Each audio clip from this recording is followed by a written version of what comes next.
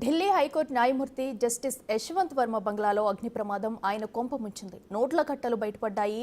అంత డబ్బు ఎలా కూడబెట్టారనేది ఆసక్తిగా మారింది. ఇక జస్టిస్ యశ్వంత్ వర్మపై సుప్రీంకోర్టు సీరియస్ అయింది. కొలీజియం సిఫార్సు మేరకు ఆయనపై బదిలీ వేటువేశారు. స్వచ్ఛందంగా రాజీనామా చేయాలని కూడా కొందరు కోరుతున్నారు. జస్టిస్ వర్మపై దర్యాప్తుతో పాటు అభిశంసన చర్యలకు అవకాశం ఉంది.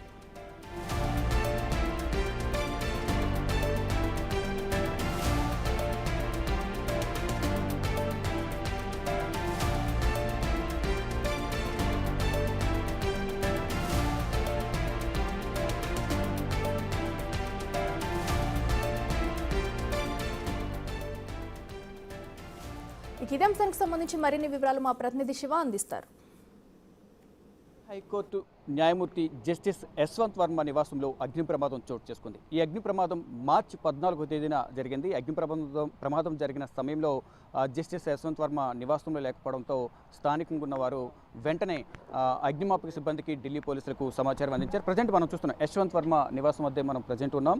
ఆయన నివాసం వద్ద ఏదైతే 14వ తేదీన జరిగిన అగ్ని ప్రమాదానికి సంబంధించి సమాచారం ఇవ్వడానికి కానీ దాని గురించి మాట్లాడడానికి ఎవరు కూడా సిబ్బంది విముఖత వ్యక్తం చేస్తున్న పరిస్థితి అయితే కనిపిస్తోంది. ఏదైతే మార్చి 14వ తేదీన అగ్ని ప్రమాదం జరిగిన సమయంలో కుటుంబ సభ్యులు లేకపోవడం, ఆయన కూడా ఇంట్లో లేకపోవడంతో ఇక్కడ ఉన్న స్థానికంగా ఉన్న వారందరూ కూడా సమాచారం ఇచ్చారు.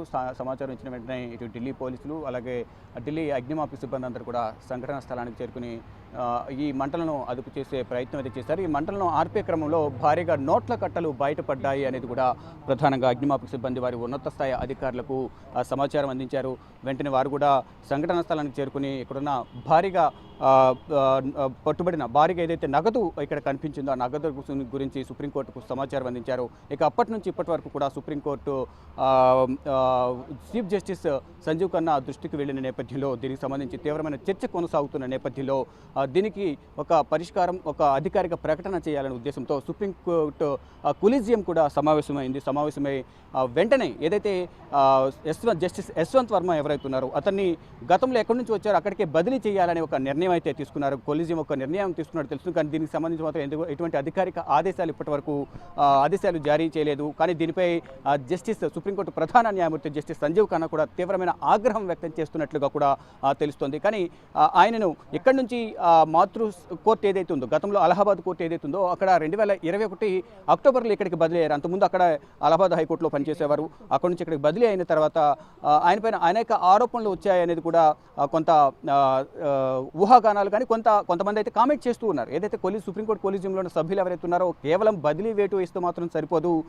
కఠిన నిర్ణయాలు తీసుకోకపోవడం వల్ల న్యాయ వ్యవస్థపై నమ్మకం సన్నగిల్లే అవకాశం ఉంది. కాబట్టి తగిన చర్యలు తీసుకొని నెక్స్ట్ ఎవరు కూడా ఇటువంటి తప్పులకు పునరావృతం కాకుండా ఉండే విధంగా చర్యలు తీసుకోవాలనేది కూడా సుప్రీంకోర్టు కొలీజియంకి సంబంధించిన సుప్రీంకోర్టు కొలీజియంలో ఉన్న కొంతమంది సభ్యులు కూడా అది ఒక ప్రధాన డిమాండ్ను జస్టిస్ సంజీవ్ ఖన్నా ముందు ఉంచినట్లు కూడా తెలుస్తోంది. ఏదైతే తుగ్లక్ రోడ్ క్రెసెంట్లో 30 నంబర్ అంటే 30 నంబరు ఏదైతే ఉందో తుగ్లక్ 30 నంబరు క్వార్టర్లో ఆయన అధికారిక బంగ్లా ఇది. ఇక్కడే ఆయన నివాసం ఉంటూ ఉన్నారు. కానీ ఆ సందర్భంలో అగ్ని ప్రమాదం జరిగే సమయంలో ఆయన ఇక్కడ లేకపోవడం, స్థానికులు సమాచారం ఇచ్చిన నేపథ్యంలో స్థానికులు ఇచ్చిన సమాచారం మేరకు అక్కడ సంఘటన స్థలానికి చేరుకోవడం, వారికి డబ్బు వారు చూడటం, దానికి సంబంధించి ఉన్నత స్థాయి అధికారులకు సమాచారం ఇవ్వడం, వారు సుప్రీంకోర్టుకి ఇవ్వడం, ఇవన్నీ కూడా జరిగిన తర్వాత తీవ్ర చర్చ కొనసాగుతున్న నేపథ్యంలో ఆయనపై ఒక ఇంటర్నల్గా కూడా కొంత దర్యాప్తు కొనసాగుతున్నట్టు తెలుస్తుంది. కానీ ఇప్పటివరకు అందుతున్న సమాచారం ప్రకారం కొలీజియం ఒక సిఫారసు చేసింది అనేది ఒక సమాచారం అయితే అందుతోంది. దానికి సంబంధించి అధికారికంగా ప్రకటన అనేది ఇంకా రావాల్సి ఉంటుంది. కాబట్టి ఎప్పటి వరకు దీనికి సంబంధించి అధికారిక నిర్ణయం కొలీజియం కానీ సుప్రీంకోర్టు ప్రధాన న్యాయమూర్తి జస్టిస్ సంజీవ్ ఖన్నా తీసుకుంటారనేది కూడా వేచి చూడాల్సి ఉంది. కానీ ఈ నోట్ల కట్టలకు సరైన లెక్కలు లేవు, ఎంత పెద్ద మొత్తంలో డబ్బు ఎక్కడి నుంచి వచ్చింది అనేది మాత్రం ఇంకా చర్చనీయాంశమైంది. ఈ నేపథ్యంలోనే ప్రజెంట్ అయితే వేటు అంటే బదిలీ అయితే చేశారు. కానీ వేటు వేయాలి, ఆయనపైన న్యాయమూర్తిగా పనిచేయకుండా విధంగా కూడా వేటు వేసి తగిన చర్యలు తీసుకోవాలి. కఠిన చర్యలు తీసుకోవడం ద్వారా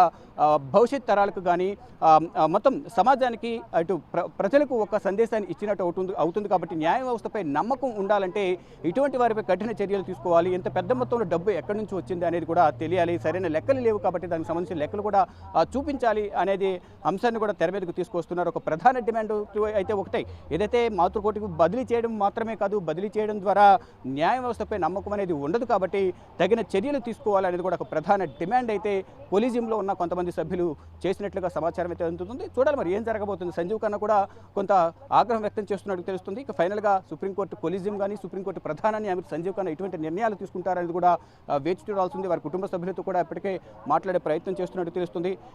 యశ్వంత్ వర్మ కూడా ప్రజెంట్ లీవ్లో ఉన్నట్లు కూడా తెలుస్తుంది. ఆయన బయట ఉన్నట్లు కూడా తెలుస్తుంది. ఇక అధికారికంగా సుప్రీంకోర్టు కొలీజియం తీసుకున్న నిర్ణయాలను సుప్రీంకోర్టు ఎటువంటి ఆదేశాలను జారీ చేస్తుంది అంటే ఒక నిర్ణయం అయితే తీసుకున్నారు. సిఫారసు చేసినట్టు తెలుస్తుంది. సుప్రీంకోర్టు కొలీజియం ఆయనను మళ్ళీ అలహాబాద్ హైకోర్టుకు పంపించాలి. గతంలో ఏదైతే 2021 అక్టోబర్ వరకు కూడా అక్కడే పనిచేస్తారు. తర్వాత ఢిల్లీ హైకోర్టుకు ఆయన బదిలీ మీద వచ్చారు. తర్వాత ఇక్కడ ఆయన విధులు నిర్వహిస్తున్నారు. ఇప్పుడు అగ్ని ప్రమాదం జరగడం వల్ల ఇక్కడ పెద్ద మొత్తంలో నోట్ల కట్లు బయటపడిన నేపథ్యంలో అసలు ఆ డబ్బు ఎక్కడి నుంచి వచ్చింది ఏంటి అనే దానిపై కూడా విచారణ కొనసాగుతున్నట్టు తెలుస్తుంది. ప్రజెంట్ అయితే సుప్రీంకోర్టు కొలీజియం మాత్రం ఆయన తిరిగి అహ్మదాబాద్ హైకోర్టుకు బదిలీ చేయాలంటూ కూడా ఒక సిఫారసు చేసినట్లు కూడా తెలుస్తోంది. కెమెరామెన్ కన్నా కుమార్తో Shiva big TV, New Delhi. Justice Yashwant Varma నివాసం నుంచి.